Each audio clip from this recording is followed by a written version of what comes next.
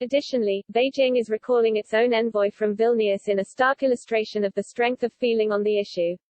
Meanwhile, the United States has waved to voice its support, accusing China of coercive behavior. China sees democratically governed Taiwan to part of its territory in accordance with the One China, and is regularly angered by any moves which suggest otherwise. Taiwan announced its new mission last month, saying it would be called the Taiwanese Representative Office in Lithuania. The move marks the first time the island's name has been used for one of its offices in Europe. Normally only Taipei is used.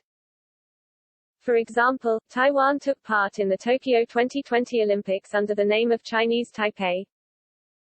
China's foreign ministry insisted Lithuania's permission for the office to open under the name of Taiwan was done in disregard of China's repeated representations and articulation of potential consequences, and had severely undermined China's sovereignty.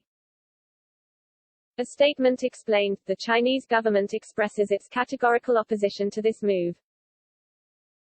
China has decided to recall its ambassador to Lithuania and demanded the Lithuanian government recall its ambassador to China. We urge the Lithuanian side to immediately rectify its wrong decision, take concrete measures to undo the damage, and not to move further down the wrong path. China solemnly declares to the world that there is only one China in the world, and the government of the People's Republic of China is the sole legal government representing the whole of China. Earlier this year, Lithuania said it planned to open its own representative office in Taiwan, and has donated 20,000 COVID-19 vaccine doses to the island. Just 15 countries have formal diplomatic ties with Taiwan, but many others have de facto embassies which are often termed trade offices, which is the EU. Lithuanian Foreign Minister Gabrielius Landsbergis described China's decision as disappointing. He added, "We are considering our next moves. Obviously we got the message, but we stated our own message as well, that Lithuania will continue with its policy because it is not only Lithuania's policy we are pursuing, it is also the policy of many European countries." In May, Lithuania also quit China's 17+1 platform aimed at engaging with Central and Eastern European countries. In an email to Politico, Mr. Landsbergis said, "There is no such thing as 17+1 anymore, as for practical purposes Lithuania is out.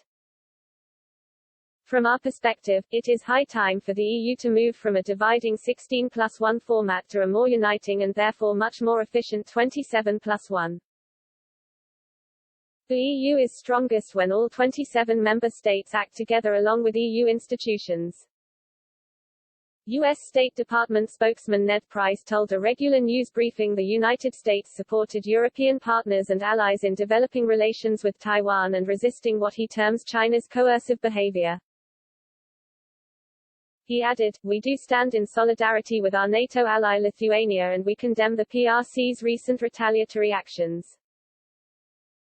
China, which has vowed to bring Taiwan under its rule, by force if necessary, has ramped up pressure on countries not to engage with Taiwan." In February, the South American country of Guyana revoked a deal for Taiwan to open a representative office there only a day after Taipei had announced it. Taiwan blamed Chinese bullying for the decision.